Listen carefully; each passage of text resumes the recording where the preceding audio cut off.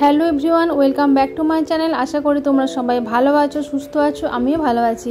আমি রিয়াঙ্কা নিয়ে চলে এলাম আরও একটি ভিডিও নিয়ে। আজকে কোনো ভ্লগ ভিডিও বানাচ্ছি না, আজকে একটা রেসিপি ভিডিও নিয়ে চলে এসেছি। তো সেটাই তোমাদের সাথে আমি শেয়ার করব।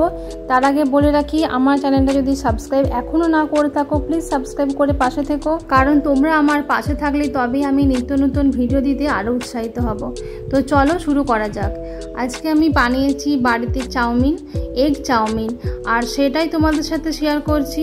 তো দেখো, প্রথমে আমি কড়াতে নুন, জল আর অল্প সাদা তেল দিয়ে চাউমিনটা সেদ্ধ করে নিচ্ছি।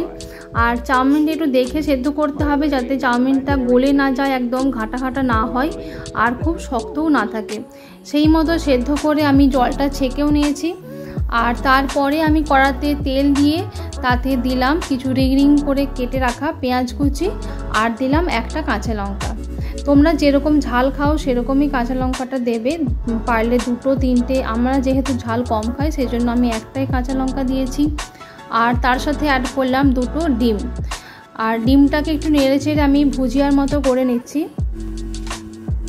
হ্যাঁ, জানি তোমরাও চাউমিন বানাতে পারো। চাউমিন বানানোর প্রসেসটা খুবই ইজি, কিন্তু আমি যেভাবে চাউমিন বাড়িতে বানাই আমি সেটাই তোমাদের সাথে শেয়ার করছি।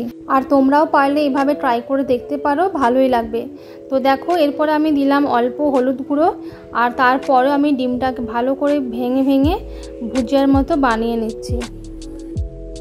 আমরা অনেকেই ফাস্ট ফুড খেতে পছন্দ করি, কিন্তু বাইরের তেল, ঝাল, মশলা এইসব দিয়ে আনহাইজেনিক খাবার থেকে যদি এভাবে বাড়িতেই বানিয়ে নিই স্ট্রিট স্টাইলের এগ চাউমিন, তো সেটা তো ভালোই হয়, তাই না? আর এইভাবে বাড়িতে বানালে সন্তানদের টিফিনও দেওয়া যেতে পারে, বা বড়দের অফিসেও কিন্তু টিফিন প্যাক করে দেওয়াই যায়।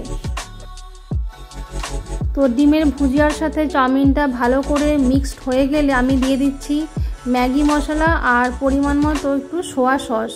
আর তারপরেও আমি ভালো করে আবার মিশিয়ে নেব সব কিছু একসাথে। তো দেখতেই পাচ্ছ আমার চাউমিনটা কিন্তু একদমই ডেলা পাকিয়ে যায়নি আর গলেও যায়নি, একদম ঠিকঠাক ঝরঝরে হয়েছে। এবার এটাকে সার্ভ করে নিলেই রেডি। তো একটা প্লেটে সার্ভ করে আমি ওপর থেকে একটু টমেটো সস ছড়িয়ে দিয়েছি, আর একটু রিং রিং করে কেটে রাখা পেঁয়াজ কুচি দিয়ে গার্নিশিং করে নিয়েছি।